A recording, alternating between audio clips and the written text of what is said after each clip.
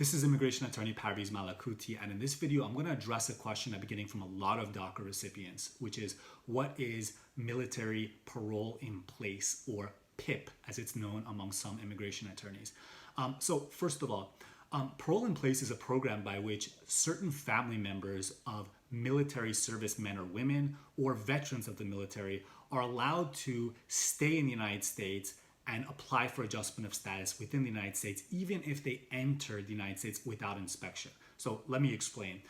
So first of all, for the requirements, in order for somebody to be able to apply for parole in place, they have to have a family member who is a legal permanent resident or a U.S. citizen that is a military person or a veteran. Secondly, it can't be any family member. It has to be that you have either a spouse, a child over 21, or a parent that is the family member.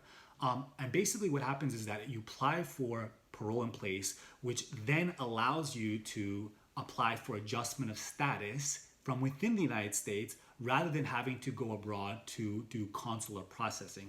And of course, if you don't know the difference between adjustment of status and having to go abroad for consular processing, there are a lot of differences, but the big thing here is that not going abroad allows you to avoid getting the 3 or 10-year bar, okay, if you had unlawful presence. So that's why it's very, very preferable to be able to stay in place in the United States and adjust status if you have unlawful presence, rather than go abroad and either encounter the 3 or 10-year bar or have to get an I-601A provisional waiver of inadmissibility. So the way it works basically is that the military service member applies for parole in place for the beneficiary, which is in this case, it would be a DACA recipient if you're a DACA recipient. And if you are granted parole in place, you then get an I-94, and with that I-94, you can then apply for adjustment of status, okay, which allows you to stay within the United States, as I mentioned earlier, okay? So that is the big value of parole in place. It's only been around for a few years. I think it came out in 2013.